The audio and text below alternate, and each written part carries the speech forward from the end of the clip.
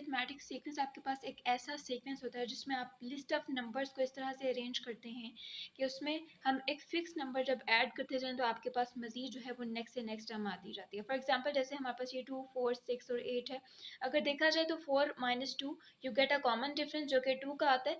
तो हम हर टर्म में जैसे 2 में 2 ऐड करें तो 4 आ जाता है, 4 में 2 ऐड करें तो 6 आ जाता है, सो ऑन हम इसमें 2 2 ऐड करते जाएं तो आपके पास जो है फर्दर सीक्वेंस या फिर नंबर ऑफ टर्म्स आती जाती हैं। तो इस तरह का जो आपके पास सीक्वेंस होता है उसको हम अरिथमेटिक सीक्वेंस बोलते हैं। ये दो तरह का होता है, एक इंक्रीजिंग सीक्वेंस होता है और एक जो है वो डिक्रीजिंग अरिथमेटिक सीक्वेंस होता है। अरिथमेटिक सीक्वेंस को हम अरिथमेटिक प्रोग्रेशन भी बोल सकते हैं। इसमें हमारे पास जो इंक्रीजिंग जो अरिथमेटिक प्रोग्रेशन है उसके लिए हम इस तरह से लिख सकते हैं, जैसे एग्जांपल में 24 डिग्री सेल्सियस आपके पास टेम्परेचर, फिर 26 है, 28 है, 30 है, इस तरह से टेम्परेचर आपके पास वेरी कर रहा है कि उसमें 2 का डिफरेंस आ रहा है बेसिकली। ठीक है, तो 26 - 24 यू गेट +2। ठीक है, तो आपके पास जो आंसर आ रहा है वो बेसिकली पॉजिटिव आ रहा है, so that's why this would be the increasing arithmetic progression और इंक्रीजिंग अरिथमेटिक सीक्वेंस। सिमिलरली अगर हम डिक्रीजिंग अरिथमेटिक प्रोग्रेशन की बात करें तो यहाँ पे फॉर एग्जांपल मैंने ली है, लेट्स सपोज आपके पास कोई है 400 टर्म है, देन 350, 300, 250 सो ऑन। तो अब अगर हम 350 में से नहीं सेकंड में से फर्स्ट को माइनस करें तो 350 - 400 यू गेट -50। तो सिमिलरली 300 में से 350 माइनस करें तो यू गेट -50। सो यहाँ पे आपका जो कॉमन डिफरेंस आ रहा है वो नेगेटिव आ रहा है, that's why this is known as a decreasing arithmetic progression और डिक्रीजिंग सीक्वेंस।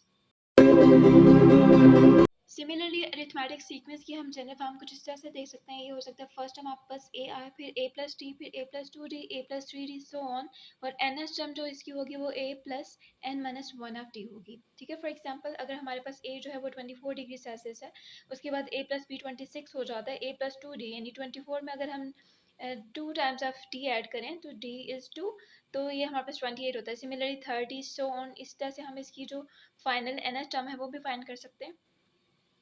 अब यहाँ पे हमें वो n पता होना चाहिए कि हम उसकी कौन सी टर्म फाइंड करना चाहते हैं। 10th टर्म फाइंड करना चाहते हैं, 15 फाइंड करना चाहते हैं, 50 फाइंड करना चाहते हैं, जो भी आप फाइंड करना चाहते हैं n उसके अकॉर्डिंग आप यहाँ पे पुट करेंगे। सो लेट सपोज आप जो है इसकी 50th टर्म फाइंड करना चाहते हैं तो n को जो है सिंपल आप क्या पुट करेंगे, यहाँ पे 50 पुट करेंगे। तो इस तरह से हम जो अरिथमेटिक सीक्वेंस है उसका जनरल फार्मूला हम उसको इस तरह से लिख सकते हैं। ये 50 की जगह n भी अगर हम यूज़ करें तो यहाँ पे 50 यूज़ करेंगे आप, ये पहली टर्म होगी और ये कॉमन डिफरेंस होगा लाइक दिस। अब 50 में से 1 यू गेट 49, 49 को 2 से मल्टीप्लाई कराएंगे तो ये 98 आएगा प्लस 24, तो 24 में अगर हम 98 ऐड करें तो you get 122। So it's mean आपके पास इस सारे टेम्परेचर में जो उसकी 50th टर्म है दैट इज 122। नेक्स्ट हमारे पास ये क्वेश्चन है, find the 86 term of the 4, 8, 12, 16। ये आपके पास अरिथमेटिक सीरीज दी हुई है जिसमें आप देख सकते हैं कि हमारे पास जो नेक्स्ट कंसेक्टिव टर्म है उसमें आपस में जो कॉमन डिफरेंस है वो सेम है, यानी 8 और 4 के बिटवीन में डिफरेंस आपके पास 4 है, 12 और 8 के दरमियान में डिफरेंस आपके पास 4 है, 16 और 12 के दरमियान में डिफरेंस 4 है, सो ऑन। तो यहाँ से आप इसको जो है वो 86 टर्म फाइंड करेंगे। तो सबसे पहले तो आपके पास a जो है वो 4 है यहाँ पे, और अगर कॉमन डिफरेंस की बात करें तो 8 - 4 you get 4, so common difference भी 4 है हमारे पास। अब nth टर्म आपने फाइंड करनी है और वो कितनी टर्म है, 86, सो इट्स मीन आपके पास जो n की वैल्यू है वो 86 होगी। यहाँ पे हम इसका जनरल फार्मूला यूज करेंगे अरिथमेटिक सीक्वेंस का, लाइक दिस। अब इसमें वैल्यूज पुट कर दें, 85 4 यू गेट 340 प्लस 4, आप इसमें ऐड करें तो हमारे पास ये 344 के इक्वल आता है।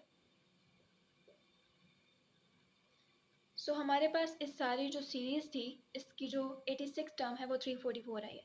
सिमिलरली हम इसका एक डायरेक्ट फार्मूला भी यूज कर सकते हैं,